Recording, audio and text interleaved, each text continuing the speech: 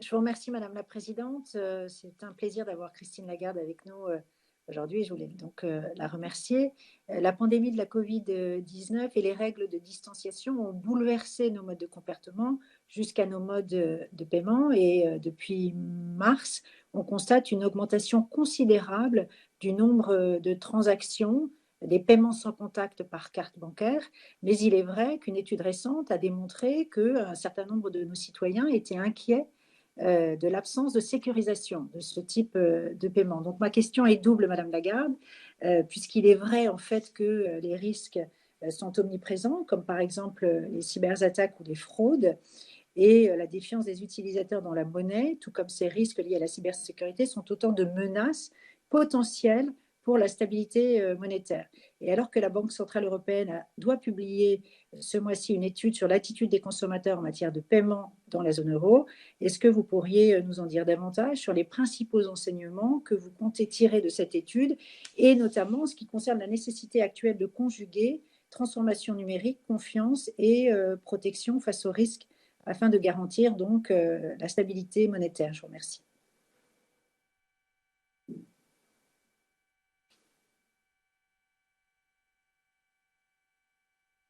Well, thank you very much. Merci beaucoup for your question, and c'est un plaisir aussi de vous entendre. So, what we did is Ce que nous avons fait, nous avons publié un document début octobre, le 8 ou le 10 octobre, je ne me rappelle plus,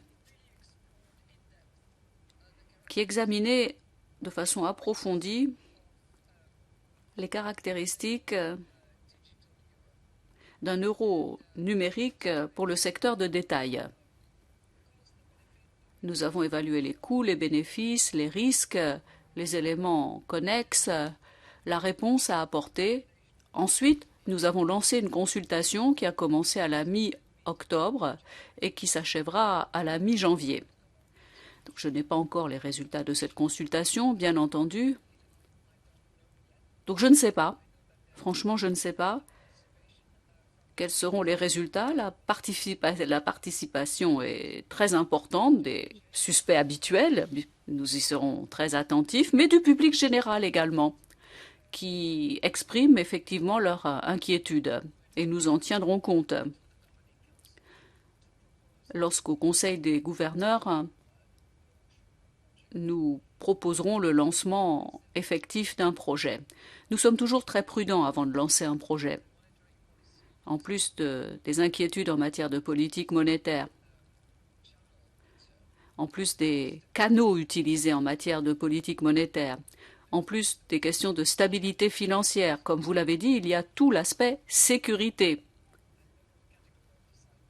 Le cyber-risque, le risque d'intrusion malveillante et le risque également que des informations privées ne soient pas correctement protégés. Les investissements des personnes privées doivent faire l'objet d'informations protégées.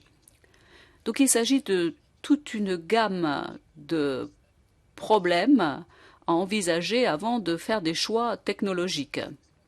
Donc ce n'est pas un projet qui sera bouclé en 6 mois, ni même en 1 an. Cela prendra certainement plus de temps.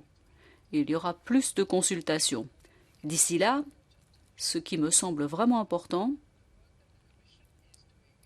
c'est que le travail de la Commission, sous le nom MICA, que vous connaissez certainement, c'est un travail d'une grande importance. En ayant les mêmes règles pour les mêmes entreprises, pour les mêmes activités,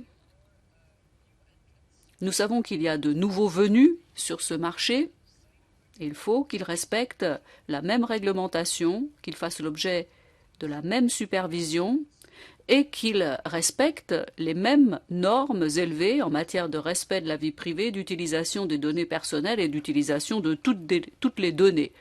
Donc ma réponse est double. Il y a ce que nous faisons qui sera tout à fait public et tout à fait transparent, et ce que vous mettez sur pied, qui est d'une importance essentielle également pour protéger la stabilité, la vie privée et